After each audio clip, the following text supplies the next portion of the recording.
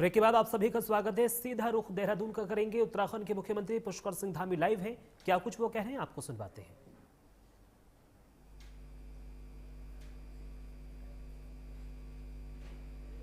दृढ़ इच्छा शक्ति ने हमेशा हमेशा के लिए धारा 370 समाप्त कर दी। कश्मीर से लेकर कन्याकुमारी तक पूरा देश एक संविधान और एक तिरंगे के नीचे एकजुट होकर आगे बढ़ रहा है।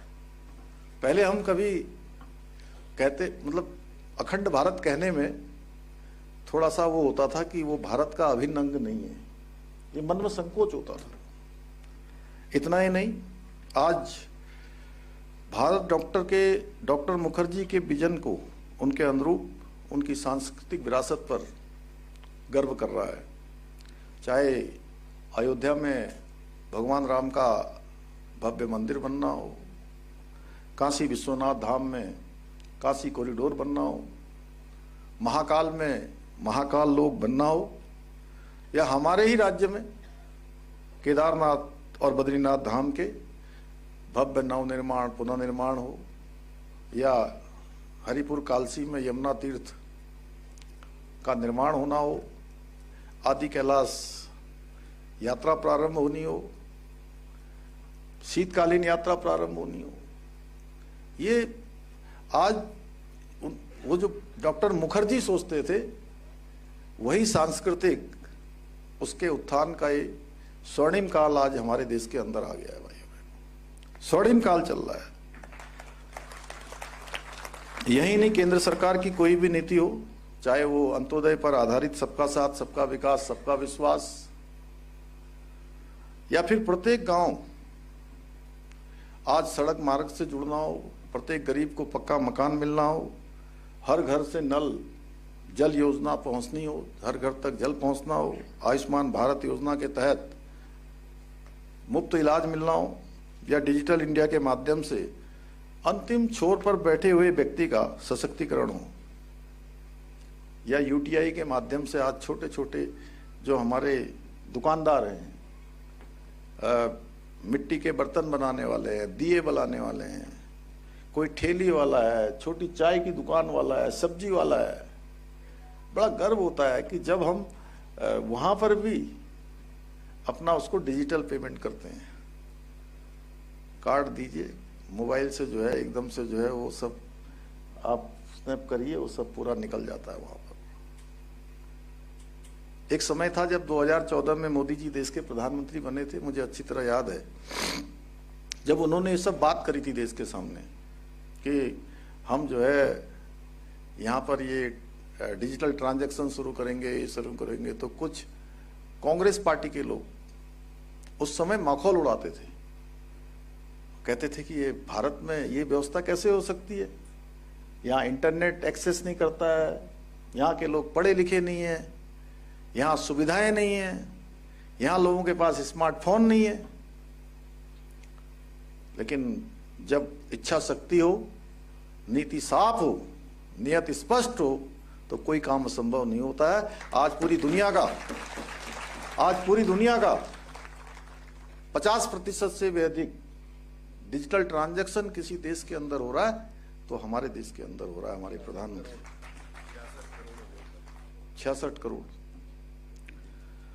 साथियों, आज प्रधानमंत्री नरेंद्र मोदी जी के नेतृत्व वाली भाजपा सरकार की इन्हीं राष्ट्रव्यापी नीतियों को देखते हुए हम सब गौरव के साथ कह सकते हैं कि हमारी सरकार भी उत्तराखंड के अंदर डॉक्टर श्यामा प्रसाद मुखर्जी जी के अंत्योदय और समानता के विचारों को आत्मसात करने के लिए पूरी निष्ठा के साथ आगे बढ़ रही है। डॉक्टर मुखर्जी हमेशा समान नागरिक अधिकार के पुरजोर समर्थक थे। उनका मानना था कि समाज में समरसता और देश में एकता तभी आ सकती है जब सभी नागरिकों के लिए एक समान कानून हो। और मुझे बताते हुए गर्व की अनुभूति हो रही है कि देवभूमि उत्तराखंड ने उनके इस सपने को पूरा करने में देश में सबसे पहले शुरुआत की है।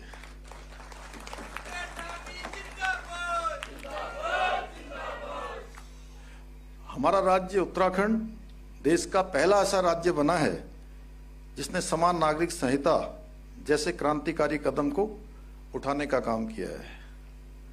पर यह हमारा निर्णय किसी जाति या धर्म या किसी वर्ग के खिलाफ नहीं है, बल्कि हमारी बहन बेटियों के अधिकारों की रक्षा करने वाला, लैंगिक समानता सुनिश्चित करने वाला और समाज के हर नागरिक को एक समान पायदान देने वाला कानून है। क्योंकि हम तुष्टीकरण की राजनीति पर नहीं, बल्कि संतुष्टीकरण और सशक्तिकरण के सिद्धांत पर काम कर रहे हैं। मैं आज पूरे विश्वास के साथ कह सकता हूं कि डॉक्टर श्यामा प्रसाद मुखर्जी जी अगर अभी हमारे बीच होते तो हमारे इस कदम को देखकर उनका हृदय अत्यंत प्रफुल्लित होता, और वो जहां भी होंगे, जहां भी उनकी आत्मा होगी, वह हमको आशीर्वाद दे रही होगी, हमारे प्रधानमंत्री जी को आशीर्वाद दे रही होगी, हमारे पूरे भारतीय जनता पार्टी के लोगों को, जिनके कठोर परिश्रम से, तपस्या से, पीढ़ी दर पीढ़ी संघर्षों से आज ये मुकाम हासिल हुआ है। आज हम दुनिया की सबसे बड़ी पार्टी के रूप में स्थापित हुए हैं। केरल से लेकर 2-3 राज्य छोड़ दिए जाएं तो आज पूरे देश के अंदर भगवा हो गया, और यहाँ तो गंगोत्री है, गंगा सागर तक जो है कमल खिल गया। साथियों, हमारी सरकार डेमोग्राफी और सांस्कृतिक अस्मिता को बचाने के लिए भी पूरी तरह से संकल्पबद्ध है। हमने देवभूमि की पवित्रता को बनाए रखने के लिए धर्मांतरण विरोधी कानून लागू किया है। जैसा कि हम सभी जानते हैं, डॉक्टर श्यामा प्रसाद मुखर्जी जी युवाओं को राष्ट्र निर्माण की सबसे बड़ी शक्ति मानते थे। इसी को ध्यान में रखते हुए हमने परीक्षाओं में पारदर्शिता लाने के लिए उत्तराखंड में देश का सबसे कड़ा नकल विरोधी कानून बनाया, ताकि युवाओं के भविष्य के साथ कोई खिलवाड़ न कर सके। हमारे इस निर्णय के क्या प्रभाव हुए शायद आप सभी अवश्य जानते होंगे, जानते हैं ना। नकल विरोधी कानून लागू होने के बाद उसके प्रभाव किस प्रकार के हुए, किस प्रकार का आफ्टर इफेक्ट आया, कितनी नियुक्तियां हुई, कितनी पारदर्शिता हुई। 33,000 से अधिक नियुक्तियां अभी तक इस कानून के लागू होने के बाद संपन्न हो गई, और एक में भी आपके यहाँ उधर कहते हैं ना पर्ची और खर्ची, बिना पर्ची बिना खर्ची के यहाँ पर भी जो है 33,000 नियुक्तियां हो गई। और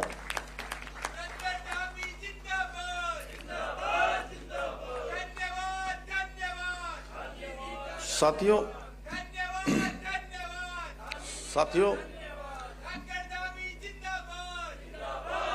चलो गया। साथियों, राज्य में जो लोग दंगे करके देवभूमि की शांत व्यवस्था को भंग करने का प्रयास करते थे, उनको दंड देने के लिए भी हमने राज्य में एक सख्त दंगा रोधी कानून भी लागू किया है। यानी कि अब कोई दंगा करेगा, सरकारी संपत्ति, निजी संपत्ति को नुकसान पहुंचाएगा, तो उस नुकसान की एक एक पाई की भरपाई उसी दंगा करने वाले से वसूल की जाएगी। इतना ही नहीं, हमने अतिक्रमण के खिलाफ महाअभियान चलाया है, और उसमें हजारों एकड़ सरकारी जमीन भूमाफियाओं के चंगुल से अभी तक मुक्त कराई है। साथियों, विकास के मोर्चे पर भी आज उत्तराखंड नए आयाम छू रहा है। चाहे वो 4 धाम ऑल वेदर रोडें हों, ऋषिकेश कर्णप्रयाग रेल लाइन हो, देहरादून दिल्ली, अभी सुधा दीदी अभी बता ही रही थी हमको कि मैंने कहा कि आज यहीं रुक जाइए, तो कह रही है कि नहीं, इतना आसान हो गया है कि अभी 2.5 घंटे में यहाँ से दिल्ली पहुँच जाऊँगी, गुड़गांव पहुँच जाऊँगी। और आते समय भी 2-2.5-3 घंटे में यहाँ पहुँच गई। और मैं भी कल, मुझे हवाई जहाज से आना था, लेकिन अचानक प्रातःकाल 9 बजे 10 बजे 10:30 तक मैं इंतज़ार करता रहा, और मुझे बताया कि अब आज मौसम ख़राब है, ये हवाई सेवा थोड़ा विलम्ब हो सकती है। तो मैं भी सड़क से आ गया, 2.5 घंटे में मैं भी देहरादून पहुँच गया। तो हर कोई ऐसा लग रहा है कि अब एनसीआर में ही एक इन लोगों को अगर वहाँ से गुड़गांव से अगर कहीं नोएडा की तरफ आना हो या गाजियाबाद की तरफ आना हो, इतना टाइम में देहरादून आ जाते हैं। तो हम लोग जो है एक तरह से एनसीआर के पार्ट जैसे भी हो गए हैं यहाँ से। तो इस प्रकार के अनेकों काम इन्होंने उत्तराखंड की तस्वीर बदली है। लेकिन हम केवल इंफ्रास्ट्रक्चर पर ही ध्यान नहीं दे रहे हैं, बल्कि हम राज्य में रिवर्स पलायन पर, गांवों में रोजगार और स्वरोजगार के लिए अवसर पैदा करने का भी प्रयास कर रहे हैं।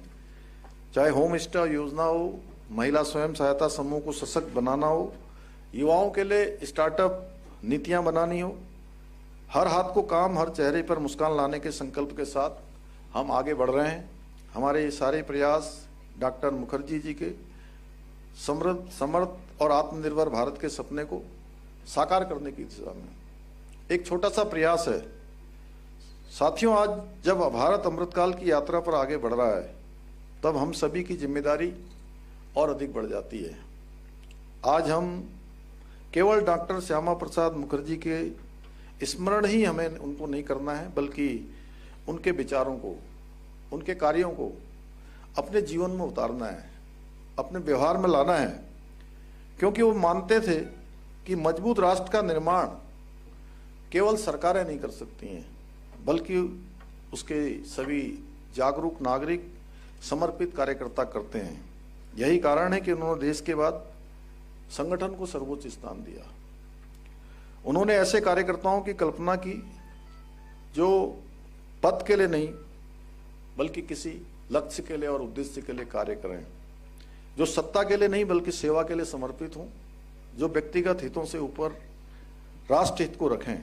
और हमारे लिए ये बेहद गर्व की बात है कि आज भारतीय जनता पार्टी का प्रत्येक कार्यकर्ता उनके दिखाए गए इसी मार्ग का अनुसरण कर रहा है।